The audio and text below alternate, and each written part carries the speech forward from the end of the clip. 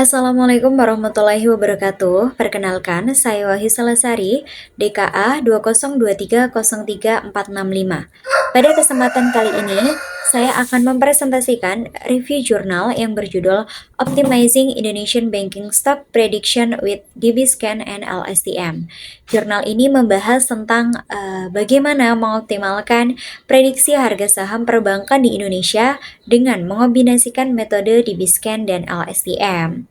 Jurnal ini saya susun sebagai bagian dari ujian SP mata kuliah metodologi penelitian. Adapun review ini berfokus pada latar belakang, metode penelitian, hasil, serta kesimpulan yang disampaikan oleh penulis dalam jurnal. Kemudian untuk identitas jurnalnya sendiri, jurnal ini ditulis oleh Septianisa Aliasinta Purwandani, Aleta Agigianovta Sajiatmoko, dan Christian Sri Kusuma Aditya, yang dipublikasikan dalam Jurnal Teknik Informatika atau JUTIF, volume 6 nomor 3, halaman 1173 sampai 1188 pada tahun 2025. Nah, kita masuk ke latar belakang nih, gitu ya. Untuk di latar belakang di sini ada 4 poin, teman-teman ya. Jadi dalam jurnal dijelaskan bahwa harga saham di Indonesia memiliki tingkat fluktuasi yang cukup ekstrim.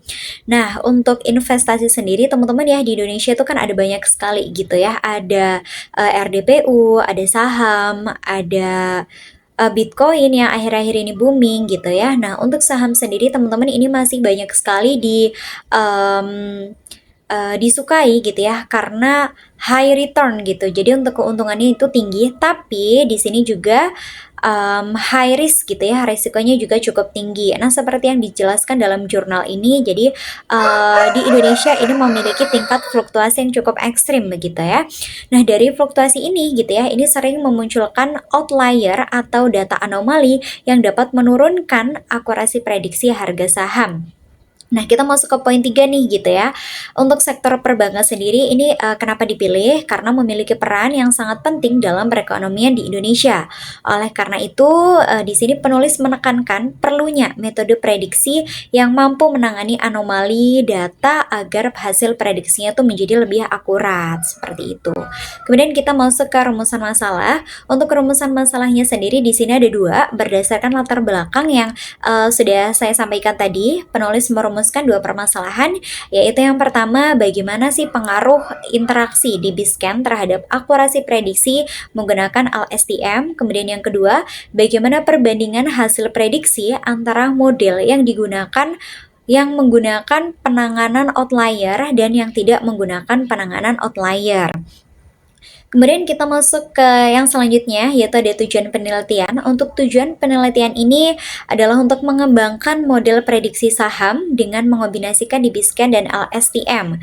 Selain itu, penelitian ini juga bertujuan untuk meningkatkan akurasi prediksi harga saham serta menganalisis 3 saham perbankan besar, yaitu BBCA, BBRI, dan BMRI. Itu saham-saham lumayan besar teman-teman ya di Indonesia. Kemudian untuk yang selanjutnya manfaat penelitian nih. Untuk manfaat dari penelitian ini sendiri teman-teman ya, ini untuk memberikan solusi praktis dalam penanganan outlier pada data saham.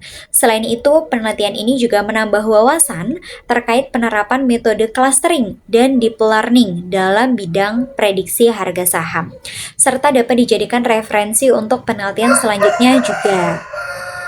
Kemudian kita masuk ke yang selanjutnya, yaitu ada batasan masalah. Dalam jurnal disebutkan bahwa penelitian ini itu memiliki beberapa batasan ya. Yang pertama, data yang digunakan adalah data historis. Jadi datanya tuh hanya dari bulan Juli 2003 sampai Juli 2020. Objek penelitiannya ini juga terbatas, yaitu pada 3 saham perbankan yang tadi sudah disebutkan, ada BBCA, BBRI, dan BMRI. Kemudian metode yang digunakan hanya DBScan dan LSTM, serta penelitian ini tidak membahas faktor fundamental saham. Kemudian kita masuk ke metode penelitian. Untuk metode penelitian dimulai dengan pengambilan data historis ya. Yang pertama tadi ya mengambil data historis saham harian gitu ya dari Kaggle, kemudian dilakukan pre-processing data berupa normalisasi dan penghapusan missing values. Setelah itu outlier dideteksi nih menggunakan DBScan. Dan data yang telah diproses telah diproses itu digunakan untuk membangun model prediksi menggunakan LSTM seperti itu.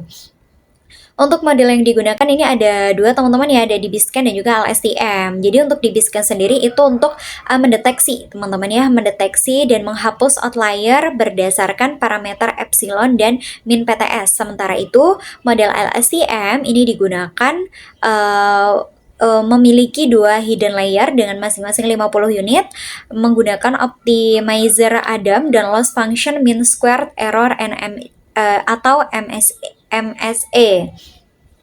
Untuk subjek dan objek penelitiannya sendiri, subjeknya ini dari data saham BBCA gitu ya, BBRI dan BMRI dengan periode data dari Juli 2003 sampai Juli 2020.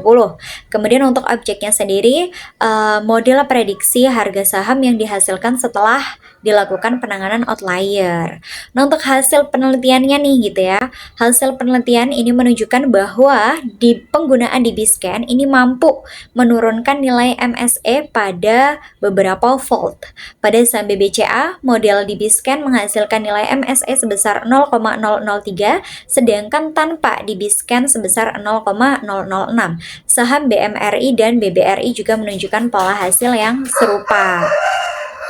Seperti itu teman-teman ya. Jadi kesimpulannya apa nih gitu ya? Kesimpulannya, berdasarkan hasil penelitian, penanganan outlier dapat meningkatkan akurasi prediksi harga saham.